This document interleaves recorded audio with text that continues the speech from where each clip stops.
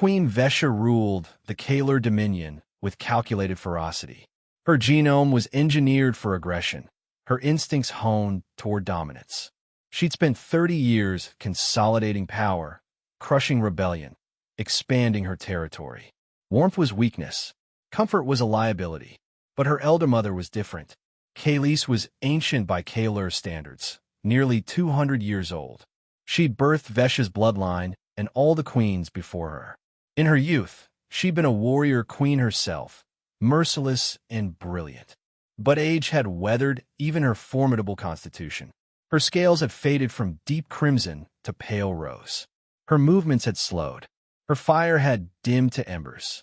Vesha kept her in the royal quarters, partly from duty, partly from something she'd never admit to her court: love. 3 days ago, Khalees had wandered from her chambers during the night shift. The palace was in upheaval. Vesha had mobilized search teams, threatened guards with execution, torn through corridors herself. No trace. It was impossible. Khalees could barely walk. She couldn't have gotten far. Then a scout reported seeing movement near the human sector of the station. Vesha's fury was cold and immediate. The humans were recent arrivals, part of a newly negotiated trade agreement. They were tolerated, not trusted. If they'd taken her mother, she found the human quarters and kicked through the reinforced door herself, ready for carnage. What she found stopped her cold. In a small, modest living space, the human sat on a simple bed. He was young, early 30s, maybe, with dark hair and gentle eyes that widened in shock at her entrance. But he didn't move, didn't try to run. Khalees was asleep against his chest. The elder mother was curled against the human in a posture Vesha had never seen her take with anyone. Vulnerable, trusting, at complete rest. Her breathing was steady and deep, the color of her scales slightly more vibrant than Vesha had seen in months.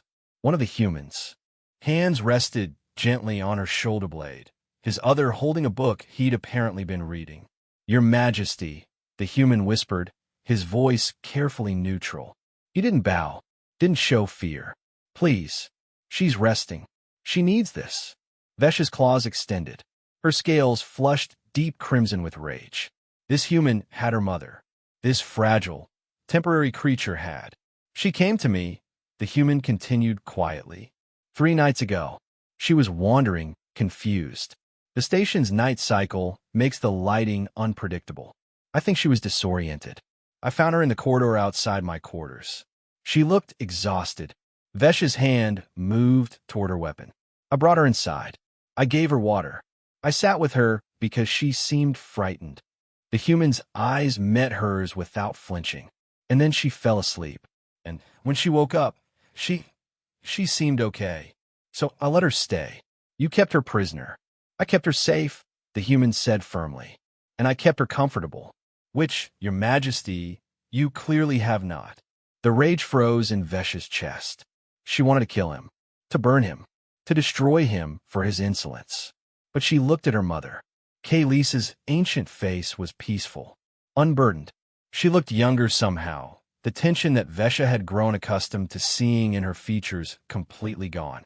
Her breathing was deep and restful. And there was something else, a faint contentment in the subtle curve of her mandibles. "She talks," the human said softly. "In her sleep, sometimes. About the old wars. About her daughters. About how heavy it all is." He paused. She needed a rest somewhere she didn't have to be strong. Somewhere she could just be. Vesha stood in the doorway, her claws still extended, her entire body coiled for violence.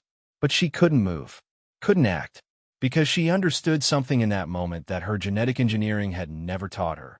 Her mother had been carrying unbearable weight, and Vesha had never thought to set it down. "How long will she sleep?" Vesha asked, her voice stripped of its usual command. "A few more hours." She barely slept at all before. Vesha stepped inside and closed the door quietly. She sat on the floor beside the bed, looking at her elder mother's peaceful face. The human didn't move, didn't relinquish his position. He simply held Khalees gently, the warmth of his body a comfort that Vesha, with all her power and all her ferocity, had somehow failed to provide. "Thank you," Vesha said finally, the words tasting foreign on her tongue. The human nodded slightly. Queens need rest too, he said gently. Both of you.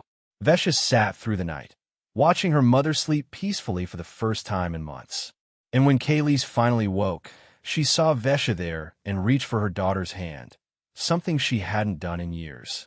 The human watched them, understanding something fundamental, that even the fiercest hearts needed tenderness, that strength and vulnerability weren't opposites, but partners, and that sometimes comfort required nothing more than a warm presence and the courage to rest.